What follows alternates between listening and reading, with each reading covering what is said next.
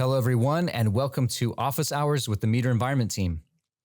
Today's session will focus on your burning questions about the LP-80 and LAI. And we're shooting for about 30 to 40 minutes of Q&A with our experts, Jeff Ritter and Chris Chambers, whom I will introduce in just a moment. But before we start, one housekeeping item. If you're watching this video and you think of a question you'd like to ask our science experts, we encourage you to submit your question on our website at metergroup.com. And then somebody from our science and support team will get back to you with an answer via email. All right, with that out of the way, let's get started. Today, our panelists are application specialists, Jeff Ritter and Chris Chambers. Jeff is the product scientist for plant canopy and atmospheric monitoring instrumentation here at Meter. He earned his master's degree in plant physiology from Washington State University, where his research focused on leaf-level gas exchange and the impact of plant biochemistry on the measurement of the global carbon cycle. Prior to working at Meter, he held a research faculty position at Washington State University in the Department of Crop and Soil Sciences.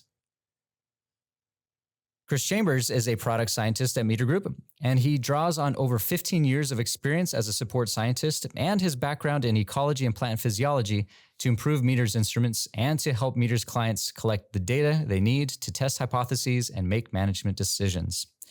Thanks for joining us, guys. Hello. Thanks, Brad. All right, let's get started taking some questions. And we're going to start with some general questions. And this first one, in general, what time of day should be best for taking LAI? Practical. Yeah, jumping right into a practical Right off one. the bat. What I've seen, most peer reviewers prefer you to take them around midday. And a safe bet is from 10 a.m. to 2 p.m. Yeah, that plus or minus 2 hours around solar noon is your best option. Although I do oftentimes see that window, you can extend it depending on sky conditions. So when you have a lot of direct beam solar radiation, you want to stick to that plus or minus 2 hours around solar noon.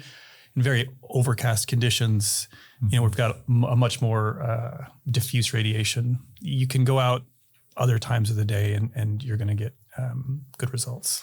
And really, if you're not doing peer-reviewed research, what you really want to avoid is at least that first hour and last hour of the day when you get really low zenith angles.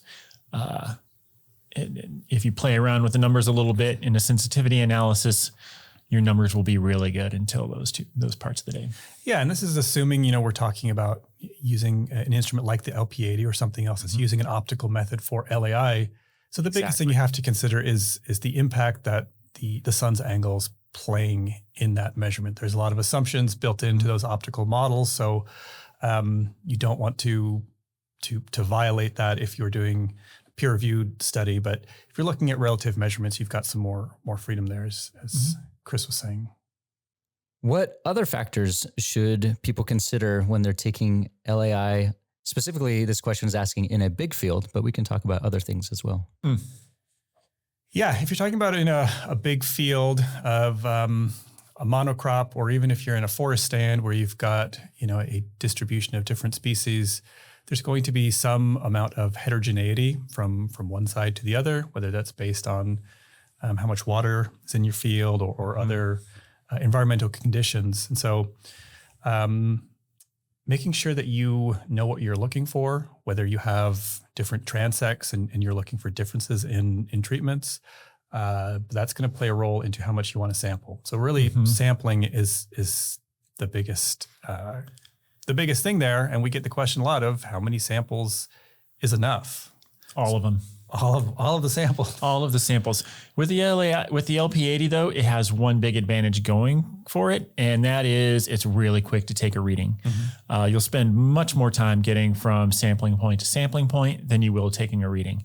So really, good old straightforward brute force sample, take lots of samples is the strategy with the LP-80. Yeah. I always recommend doing some exploratory sampling and looking at your variation afterwards, and that can help guide, what number of samples you need for statistical rigor.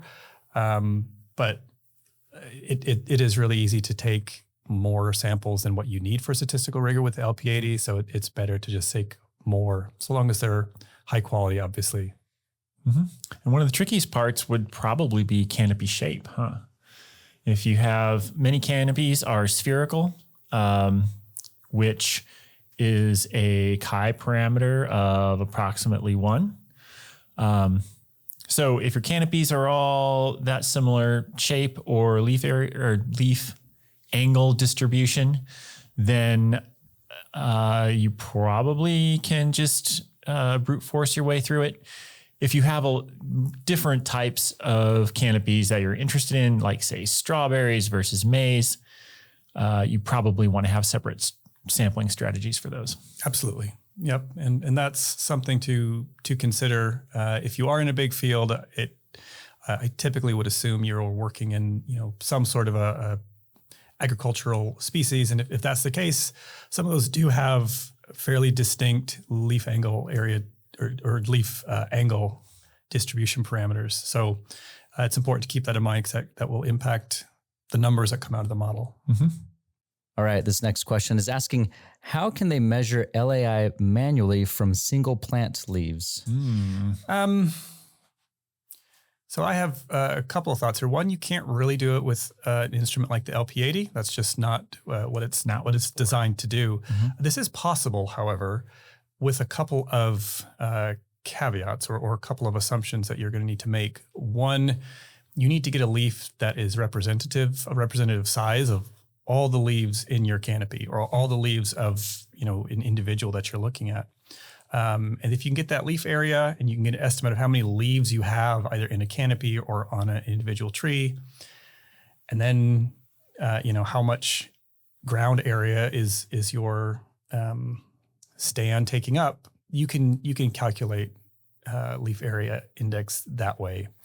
Not a great way to do it. I've never actually attempted this myself. I've known some folks who've done it on sage plants. Yeah, have they been successful? Yeah, they used it to kind of tune their LAI, which you do have to bear in mind a couple of the differences. And you kind of have to know what ground area your canopy is projected over for a single plant. So it still is good to identify a specific ground area over which you're going to sample the leaves. And yeah, then you're just pulling leaves off and measuring their leaf area. Do be aware if you're doing like a projected leaf area on really flat leaves, because 3-dimensional leaves like needles might be a little bit trickier. But yeah, it has been done. And again, if you just have a single plant leaf, it's going to be really difficult to ensure that it's representative in a way that makes your data meaningful. So right. Again, you're going to need likely more than one sample there.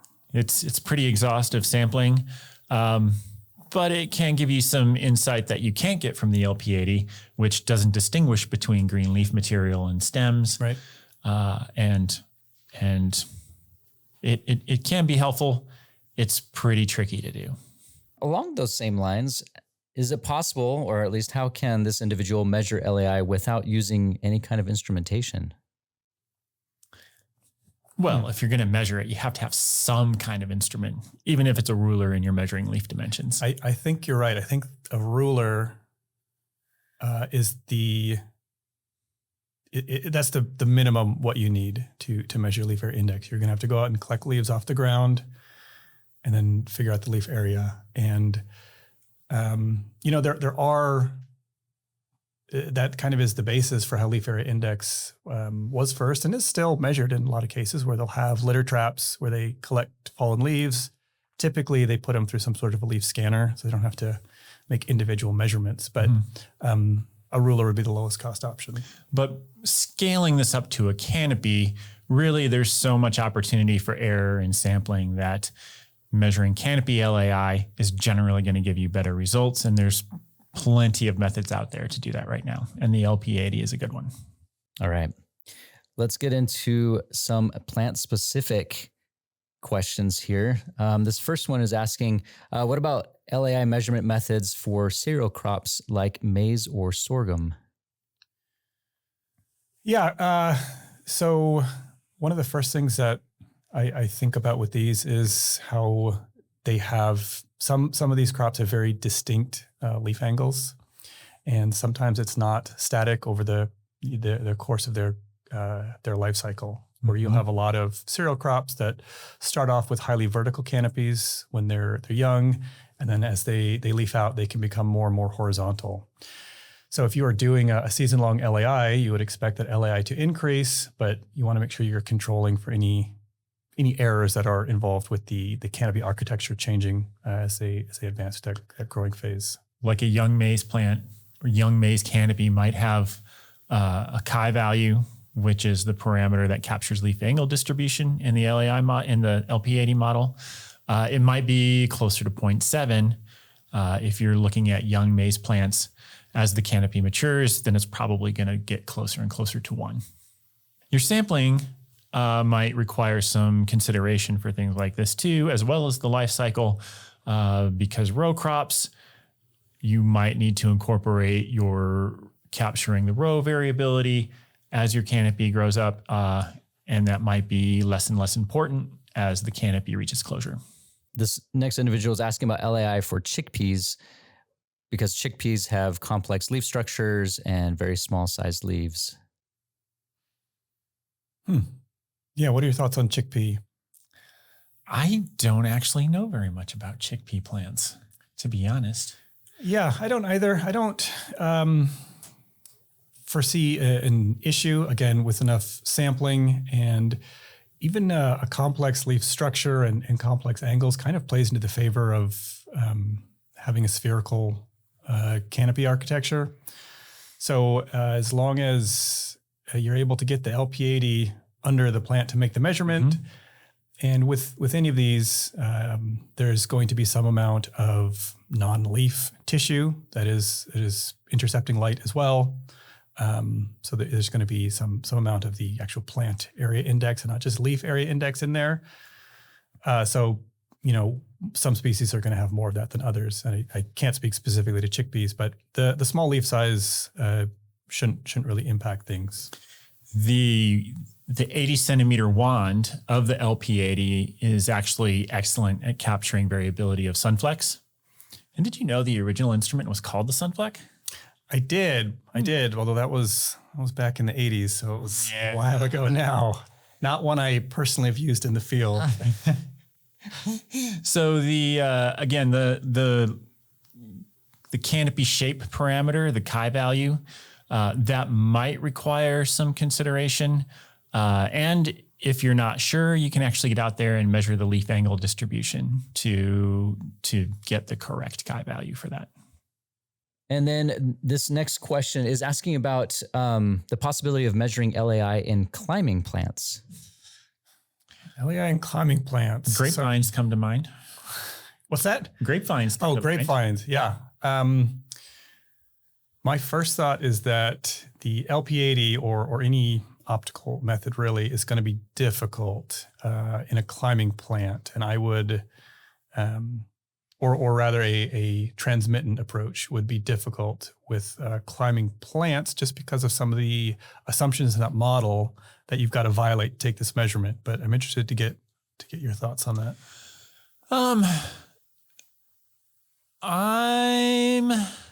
What assumptions do you think they're violating specifically?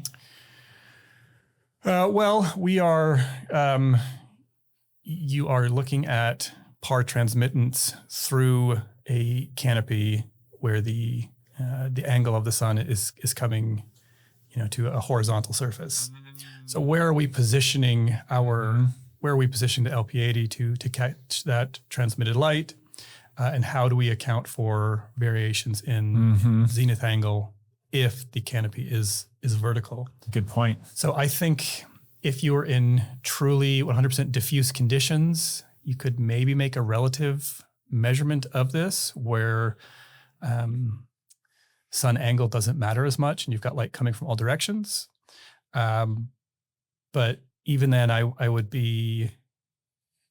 It would be difficult, I think, to make a good measurement of LAI with a par transmittance method like the LP-80. I think it depends partly on your leaf angle distribution. If you're capturing the leaf angle distribution for that model.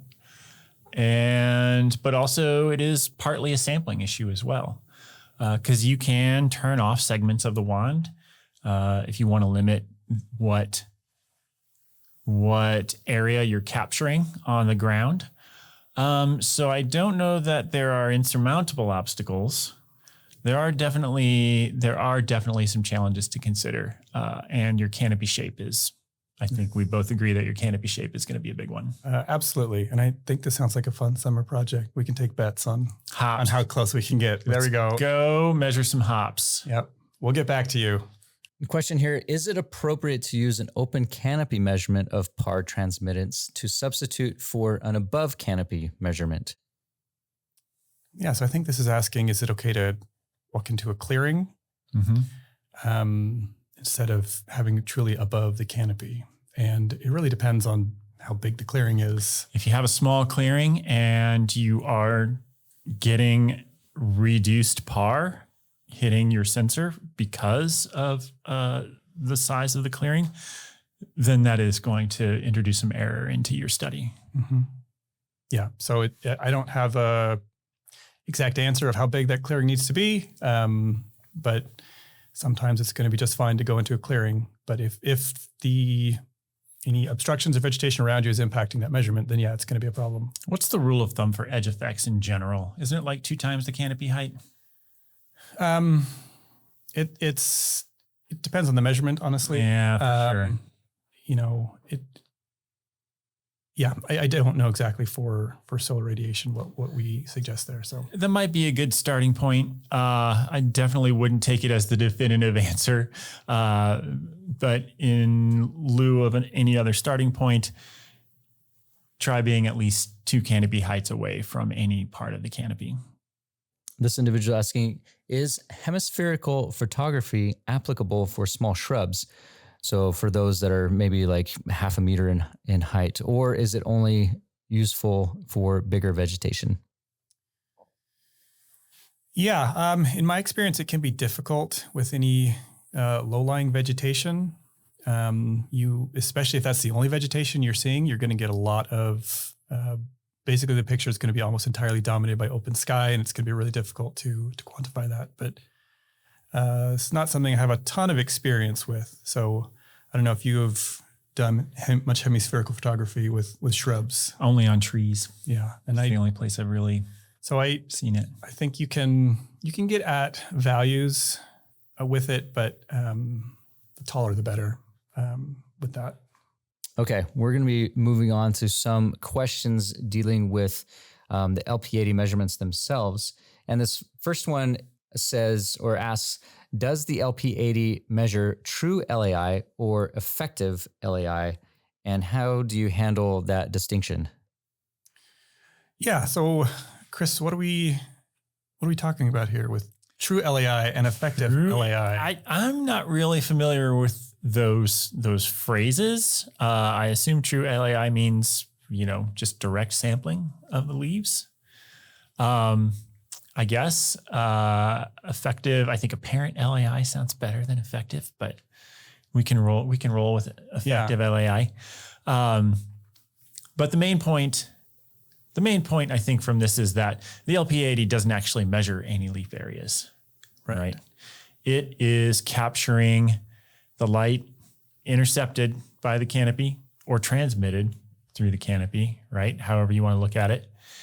And then we use a model to estimate LAI.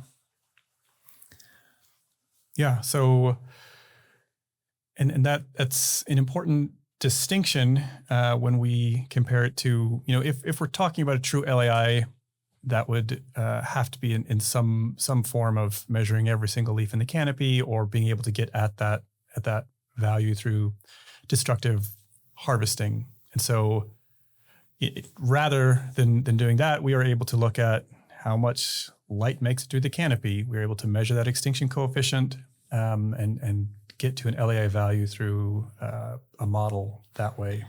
And the point of LAI is that it's a leaf area index. It's unitless. It represents kind of this conceptual layering of the canopy, whereas if you have an LAI of 3, then you have, say, like 3 meters squared leaf area of leaves over 1 meter squared of ground area. So getting at the true LAI or directly measuring it is extremely difficult to do well. Yeah. And what you lose in sampling from putting in all that effort, I think, is probably results in a higher error than estimating it. And how does this model compare to destructive LAI measurements, where you are taking leaves off a tree, or even ones that aren't destructive but litter traps? I mean, when you're taking leaves that have fallen, right? But in that case, you are also by the time you're waiting for them to fall, there's a lot of variability that creeps in there too, like because you are basing it off of some canopy area, right? So you can't do that on like a one tree basis. You're doing it on a canopy. You have variables like wind and where the leaves are falling in or out of. Leaf area changes as leaves senesce and are dropped. So there's definitely error involved with those measurements as well. And that's not to say that using a transmittance model isn't without some caveats. And there are lots of different transmittance models out there. If you are in a very dense canopy, for example, if you are sampling actual leaves, the density of the canopy isn't going to impact the measurement directly. But with a transmittant model, you can run into an issue of saturation of your measurement. Yep. That relationship between the amount of light that is transmitted and the LAI is not linear, at least, especially beyond a certain canopy density. So I think especially once you get up to LAI values of 5 or 6, you start to see some of that nonlinearity. And then as you get higher and higher, eventually you'll completely saturate and you'll lose sensitivity to that measurement. But even a canopy LAI of 5 or 6 is very, very dense. I mean, what's the highest LAI you've ever measured? I've never measured in rainforest, so the highest I've ever measured is probably in 5 or 6. Oh. But yeah, if you get into rainforest, you can get up into 8, 9, 10. What about you? Northern Idaho. Oh, really? East River Experimental Forest, 11. 11. That is dark. Mixed conifer forest. It was dark. It was super dark. It was really neat though. Okay. This next question, does the LP-80 include stems and branches in its LAI calculation? Everything is lumped in together. It can't distinguish anything that's casting a shadow or intercepting light is going to be included in the LAI calculation. Right. So you're effectively getting a plant area index. The best case scenario is when you have a lot of leaves, the other tissues are rather insignificant in how much light they intercept. But if you go out and you stick this under a tree that's dropped all of its leaves, you're going to get some shading of your sensor anyway. And so you're going to get something that reports as an LAI, even if there aren't any leaves on the tree. And some other methods can do better than the LP-80 if you need to account for like stem biomass in your canopy. I think hemispherical photos let you cope with that a little bit better. And then if you're looking at something like a vegetation index that's remotely sensed, then they are generally using the photosynthetically active pigments or wave bands. Why does the LP-80 require diffuse light conditions for accurate measurements? It doesn't necessarily require it. It calculates the fraction of direct beam. So there are consequences to your data, whether you're sampling on a cloudy or diffuse a cloudy day with diffuse radiation versus a clear day that has a lot of direct beam. But you can collect data and the model accounts for the fraction of direct beam. Yeah, with direct beam, you do run the risk of introducing more error into your measurement if you're not careful. especially with things like your leaf angle distribution parameter.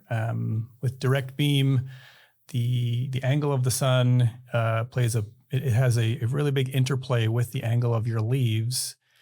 And so if you're not correctly accounting for that, you're going to get your extinction coefficient wrong. That's not really a problem with diffuse light conditions, diffuse light conditions where the light's coming from all different directions. So the question we get a lot then is, well, what if it's somewhere in between? Because oftentimes you don't have fully overcast days or completely sunny days.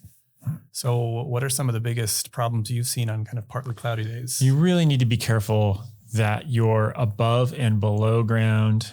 Your above and below canopy radiation measurements are taken concurrently or very close to each other in time.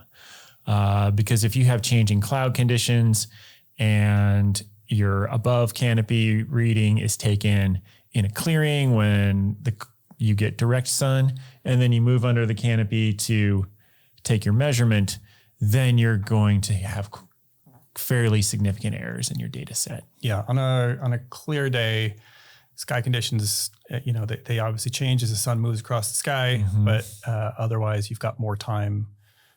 When you have rapidly changing cloud conditions on partly cloudy days, it makes it more difficult for you to trust that your above canopy reading is static. So take them concurrently if you can. Concurrently is always the best, but sometimes, depending on what you're using, it's just not possible. You might need to call a rainout day. Yeah. All right. So related to that last question, can LP-80 measurements that are taken on different days be compared reliably? In the same light conditions, definitely yes. Yes. What do you think if you have a diffuse day and you come back to the same canopy on a sunny day where there's a high fraction of direct beam? You're actually measuring a slightly different slice of canopy then, are you not? You are, and there is directional bias and more impact from things like clumping and leaf spacing that can play a role. So you can get around some of that with proper sampling, where you sample some, but with directional bias, you are measuring a slightly different thing. By proper sampling, do you just mean more sampling? Proper sampling, I mean knowing what your variation is on any given condition and being able to account for that through sampling. Brute force it, get more measurements. Right. So you can compare them, but you are looking at a slightly different condition in your canopy because the angle of the sun is going to cause light transmittance in a different way. So how can you determine when the measurements you've taken should be thrown out?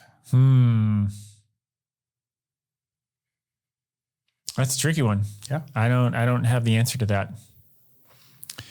The LP-80 does output the fraction of direct beam though, so that information is there if you see differences from one day to the other and you are concerned about and I would say differing light conditions. If you are measuring on clear sky days, just stick to that window of plus or minus 2 hours around solar noon. The closer you get to the sun being on the horizon, the more trouble you're going to run into. And you should avoid any data taken around those times. Next question is asking, how does sensor height above the ground as well as understory vegetation, how do both of those affect LP-80 LAI estimates? So I'll tell you, my first instinct kind of might portray a little bit of a bias. I would first think that it doesn't affect LAI estimates, how high you are above the ground. But that's not the case in everything that you measure, actually. Depends if there's canopy that you're skipping over. That's right. Yeah. So if you are measuring in a stand of trees, likely you are below all the vegetation whenever you measure. And so how high you hold the LP-80 isn't going to impact your LAI estimates. But if you're measuring in a short row crop, how high off the ground is going to matter because you're going to have some below it. So you might want LAI for the top portion of your canopy. You might want to do a profile of LAI moving up and down. So that definitely can play a role. The thing that you need to be aware of is that you just need to be consistent with those measurements. You can't just kind of throw it anywhere into your crop and then have it directly comparable if you're not actually measuring the distance. Yeah, that's right. Ground. And it depends on what you intend to do with the data. If you're using LAI or more frequently, the FPAR, the intercepted radiation, to estimate biomass, then say if you're looking at tree biomass, then you don't want to include the understory. You want to try and just get the LAI of the trees. Right. It brings to mind this Sitka spruce stand I was in my youth when I was running around as a forestry technician. And it was a whole canopy of Sitka spruce, big, huge Sitka spruce, and then another canopy of Devil's Club. Miserable, hard to move through, but it was like two completely different canopies. And the LAI would have been completely different if you included the Devil's Club. Yeah. And there's always that question, if you are in any sort of environment that has multiple species, are you wanting or needing to get species-specific LAI or biomass, or do you want it for the full canopy and everything that's there? So if you need the full canopy and the entire biomass, then you definitely want to include the understory. Yeah. But if you just want it for trees or a specific tree, then you need to be careful to know what height to measure at. All right. This next one is a combo question asking how critical is accurate above canopy PAR reference for LP-80 performance, and can it be used, it meaning the LP-80, can it be used without an external reference sensor?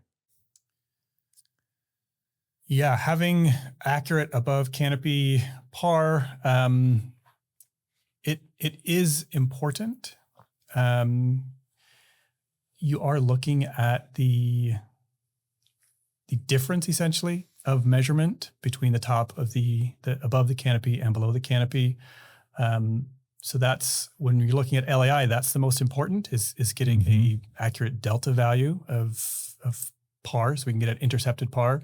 If you're looking at FPAR, these other things that you need absolute PAR, it's critical to have an accurate above canopy PAR reference. And if your reference sensor, your above canopy sensor, is reading differently in the same light conditions than your below canopy, then you're going to introduce some significant errors into your study. And that's why our above canopy PAR, the reference sensor, is used to calibrate the below canopy sensors, to always keep them on the same page as each other. So do you need to use an external sensor with LP-80? Sometimes. You absolutely have to keep your below canopy sensors calibrated. Yeah. At least, you know. Yeah. So even though you don't always need the external sensor connected to it during every measurement, you need a reference for that below canopy sensor. And it's perfectly fine, especially on even light conditions where you're not worried about light conditions changing from minute to minute, to not use the external sensor, the reference sensor. Go out with just your wand, get an above canopy PAR in a clearing, trot back under your canopy, take a bunch of readings, and then refresh and repeat. Okay, another combination question asking how does sensor aging affect long-term LAI monitoring, and then how often should the LP-80 calibration be verified? Yeah, calibration question. I think that's important. If we're talking about needing a reference sensor, how do you know that you can trust your reference? And PAR sensors drift. This is known that you do need to recalibrate most radiation sensors on some kind of basis, right? We recommend, what do we recommend? 2 years? 2 years. 2 years. And that's conditions. Just for the external sensor. So the wand sensors, the actual LEDs in the LP-80 itself, they are calibrated to the external sensor. So keep your external sensor calibrated every 2 years. Then on a daily, weekly basis. I mean, it's a really simple process. So it's good to do it daily if you can. Takes seconds. Yeah. Or if you get dramatic changes in the light quality in your environment. So a lot of the sensors that you have in the wand, they are sensitive to a different band of light than a full quantum sensor will be. And so if you get changes in light quality, you want to make sure that those are matched together, your reference sensor and your wand. It's really easy to do. We recommend doing it frequently. All right. We are getting close to the end of our time here. We're going to finish with a couple questions covering interpretation and uncertainty of measurements. And so this next question is asking, what magnitude of LAI change is detectable above LP-80 noise? And then how does LP-80 error propagate into productivity or ET models? Yeah, that's interesting. So we'll get into how you use LP-80 data for ET models here in a second. But when, if we're first talking about the LP-80 noise or the error you can expect, that's going to play a role in how much error then we get in our LAI measurements. And then, if it absolutely does propagate straight through whatever data product you're using. It does. I've typically seen fairly low values though, maybe 0.2 or, LAI overall as far as an error or noise floor for those. So it probably depends on the level though, right? As you get closer to saturation, it's going to be a little less sensitive. Yeah, but the overall noise is based on the model. It's going to be fairly low. It's going to be a little bit higher when you get into direct beam conditions, lower for diffuse. So I would have to do some work to quantify exactly what that noise floor is. But I think the more interesting part is in how that plays into like an ET model. So if we are using the main way that you typically see LAI used in modeling evapotranspiration through like Penman-Monteith is getting at crop coefficients. So you use your LAI value to get at a crop coefficient, which you then plug into ET. So you're a couple of steps removed. And there are some important considerations or assumptions in that Penman-Monteith model, namely canopy closure. So if you're talking about a noise floor of 0.2 LAI and you're comparing that to what should be a closed canopy, it's a fairly small drop in the bucket of overall what you're looking at, and it's a couple of steps removed. So that error is going to propagate straight through, but it's relatively small in comparison to how it affects your KC values there. So because if you were working in a canopy that wasn't fully closed, you're already violating one of the assumptions of Penman-Monteith, but you are going to have more of a error propagation if you're looking at canopy coefficients that way than if you have a very dense closed canopy. Right. And some models, particularly biomass models, they skip LAI altogether and just go straight with the FPAR, your intercepted radiation. So it is important to know what your model needs because you can not use an LAI model, which might introduce some error if you're then going to plug that into another model, which has its own uncertainty. Right. So definitely be familiar with the parameters of the model that you'll be using when you're collecting your data up front. Yeah. And if you're looking at modeling ET, your meteorological parameters are going to introduce much more error if you're not careful with those than the noise from your LP-80 derived crop coefficient. Okay. And this is going to be our final question of the session here. When might LP-80 LAI be unsuitable for physiological interpretation? Brad, are you specifically asking us if we can use it to scale up leaf level measurements to canopy level? Sure. Generally that. It never matches up with the actual canopy measurements.